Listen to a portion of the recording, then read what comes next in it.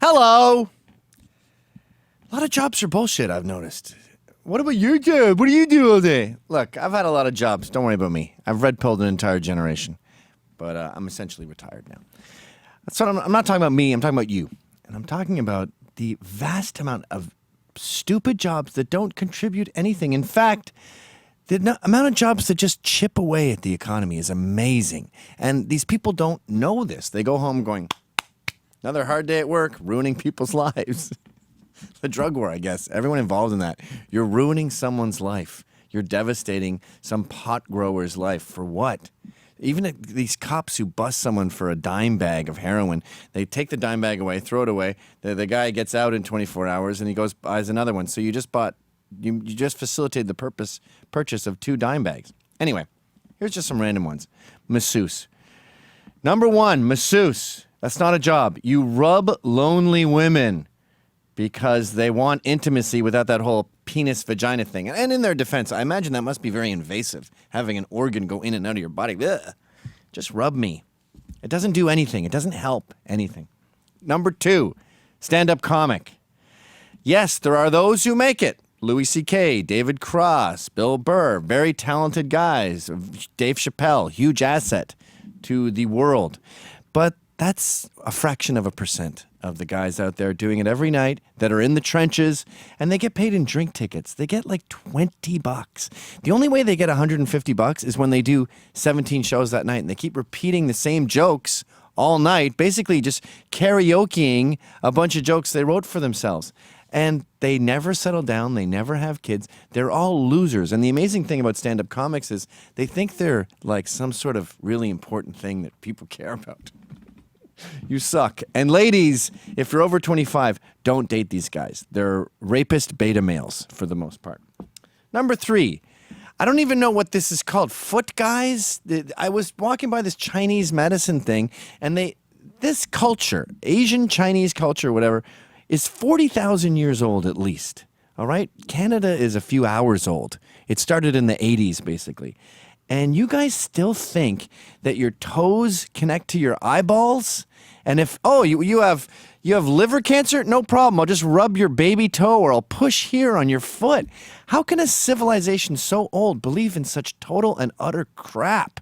Even at the Korean spas, they say, we filter the air through crystals so you get more energy and more diodes and more chrysanthemum zirconium. Have you ever heard of a placebo test? Because your entire foot theory is not true. For yoga is stretching. I know you sweat when you do it. That's because it's hot and it's painful and it's tiring. I didn't say it's not hard, but so is standing on one leg for 4 hours. It's not exercise. It's not cardio. Yoga is stretching and it's bullshit. And if you're a man and I see you with those little yoga mats, I mean, that's a clan hood. I could never talk to you. You're the worst person in America. You're not a man. Number 5, anyone working in recycling is working for the mob in a racket. It's a guilt tax. We get paid to pretend that recycling works. We put them in dumb little buckets. They all go in the same landfill at the end of the day. The only thing they really recycle that is cost-effective is aluminum cans. And homeless people, old Chinese ladies with a giant bamboo pole and 2 bags on either end, they seem to be handling that just fine, picking through the garbage. But these plants that they tax us to pay for are all a myth. If you are involved in the recycling industry, you are in the mafia. Number 6, firemen. Sorry, guys. Now, a good 80% of firemen are volunteer. If we're talking about non-big cities, I love you. I love you to death. And upstate New York, firemen, best guys ever. They volunteer their time. But as far as like New York City and LA goes, fuck you guys. What about 9/11? Okay, I know, that was great. That was great. But it's been a while, and the price of bravery is real expensive. We can't afford your $100,000 pensions. And cops' pensions are nuts too, but at least they work for a living. You get paid while you sleep. And then you retire at 40 and open a bar. Yeah, but we had smoke inhalation. I don't know. I've been in New York City for almost 20 years. I've seen maybe 2 fires. I hear a fucking siren every single day. Someone's carbon monoxide alarm goes off. You got to send 2 trucks down. It's a scam, and we don't need you. Oh, you want no firemen? How about less?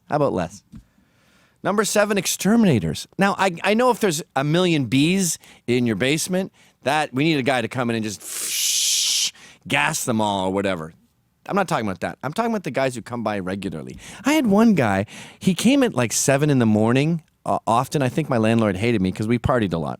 And he was right to hate me. But he would send this exterminator by, and he wouldn't give me any copies of the receipts. I had to photograph his receipts because I didn't trust the kid. He was a child. He was like 20. And he would go, yeah, we're going to take care of this. You got roaches. And he would put this grease, this anti-roach stuff, on the hinges of my kitchen cupboards. The hinges.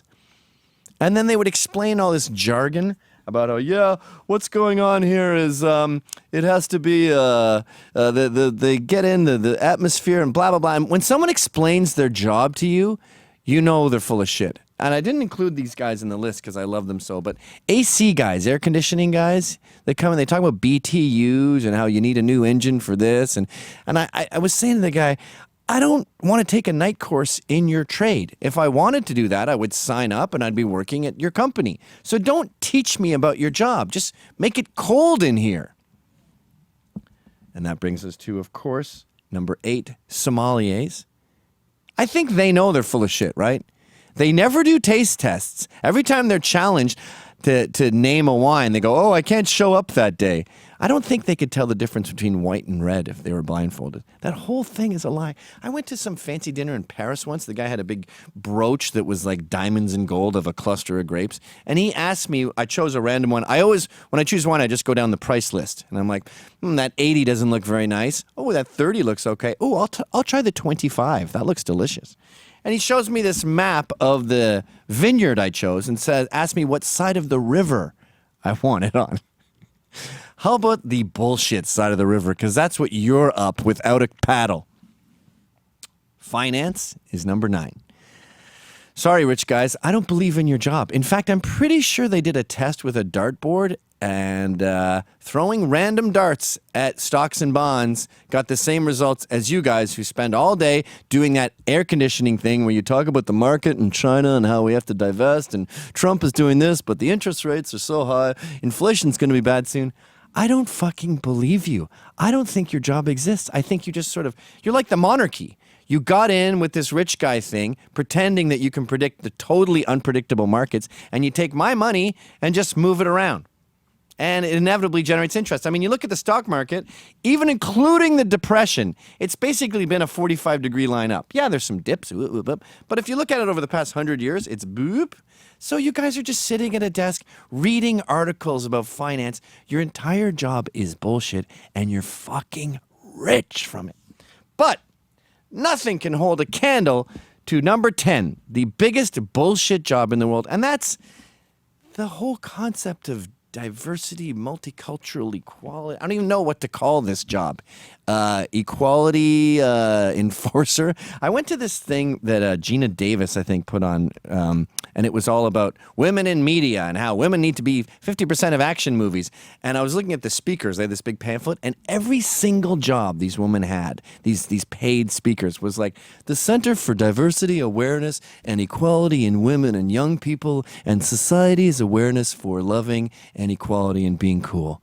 And I thought, Jesus, every single one of these jobs is bullshit. Every single one of these jobs is some big corporation has to have a budget by law for anti-sexual harassment, blah, blah, blah, some made-up thing where they have to employ these people. And then these people go out and they have to find inequality. So you've monetized injustice. So, of course, when you do that, they're going to just find it lying under a rock.